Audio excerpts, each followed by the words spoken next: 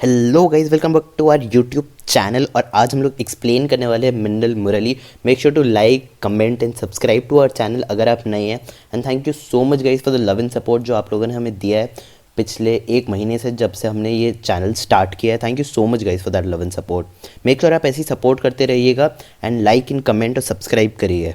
Movie की starting में हमें एक लोकल थिएटर दिखाया जाता है जिसे बहुत सारे गांव वाले एंजॉय कर रहे होते हैं। उसी में एक छोटा बच्चा होता है जिसके पापा हीरो का रोल प्ले कर रहे होते हैं। फिर कुछ टाइम बाद वहाँ पे आग लग जाती है और उस बच्चे को चोट लग जाती है। फिर नेक्स्ट सीन में वो बच्चा बड़ा हो जाता है और उसका नाम जेसन होता है। जेसन को उसी गाँव में एक लड़की बहुत पसंद थी जिसे वो रात में बात करने जाता है क्लाउन की ड्रेस पहनकर। लेकिन उसी टाइम बिजली गिरती है, इन दो लोगों को लगती है, एक जेसन को और दूसरा शिबू को। दोनों बिजली के लगने के बाद भी पता नहीं कैसे जिंदा रहते हैं। फिर दोनों को धीरे धीरे पता चलता है कि उनके पास सुपरनैचुरल पावर आ गई है। जैसे जेसन के पास बहुत सारी सुपर स्ट्रेंथ आ गई थी, वो बहुत दूर तक का सुन सकता था, बहुत तेज दौड़ सकता था एंड वो उसकी प्रैक्टिस करता है, उन्हीं सुपरनैचुरल पावर्स की प्रैक्टिस करता है अपने नेफ्यू के साथ में। और वही दूसरी और शिबू के पास टेलीकिनेसिस की पावर आ जाती है एंड वो उसकी प्रैक्टिस करता है अकेले अपने कमरों में। फिर हमें पता चलता है कि शिबू को एक लड़की पसंद थी बचपन से, लेकिन उनकी शादी होने वाली थी, लेकिन उनकी शादी हो नहीं पाई थी क्योंकि शिबू जेल चला गया था एंड उस लड़की की शादी हो चुकी थी एंड उसकी एक बच्ची थी। अगले सीन में जेसन अपने पापा के साथ पुलिस स्टेशन पहुंचता है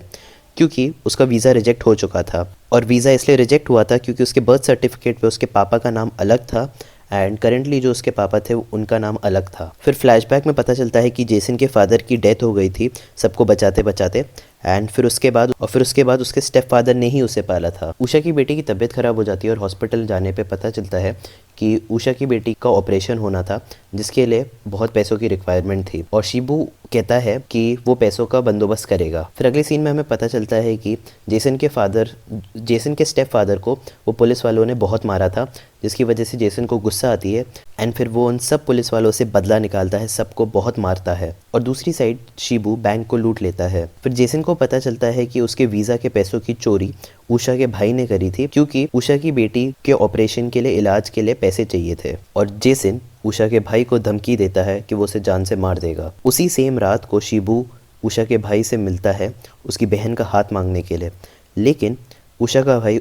उसकी बहन का हाथ देने से मना कर देता है एंड शिबू गुस्से में आके अपनी ताकतों का यूज़ करके उषा के भाई को मार देता है। फिर अगले सीन में पुलिस को प्रूफ मिल जाता है इसका कि कौन कातिल था जिसने उषा के भाई को मारा था और उसी प्रूफ को लेने के लिए शिबू आ जाता है मास्क पहन के जेल के अंदर और वही जेसन भी होता है। तो जेसन और शिबू के बीच में लड़ाई होती है, जेसन जीत जाता है। उसके बाद जेसन को उसका ब्रदर इन लॉ अरेस्ट कर लेता है। फिर अगले सीन में सबको शिबू की सच्चाई पता चल जाती है और गाँव वाले उसका घर जला देते हैं जिसमें उषा और उसकी बेटी मर जाते हैं जल के, वाइल शिबू बच जाता है। फिर अगले सीन में सब गांव वाले लोकल थिएटर आ जाते हैं एंजॉय करने के लिए एंड वहाँ पे शिबू भी आ जाता है, उसने हर जगह बॉम्ब लगा दिए थे। फिर जेसन और शिबू के बीच में लड़ाई होती है, लेकिन शिबू के पास टेलीकिनेसिस पावर होने की वजह से वो जेसन को बड़ी आसानी से हरा देता है। लेकिन फिर जेसन को उसके फादर की मेमोरी आती है, उसके बाद जेसन को बहुत गुस्सा आता है, उसमें भी माइंड कंट्रोलिंग पावर्स आ जाती हैं और जेसन फिर शिबू को स्पीयर उठा के मार देता है जान से। मूवी यहीं पे खत्म हो जाती है। Thank you for watching.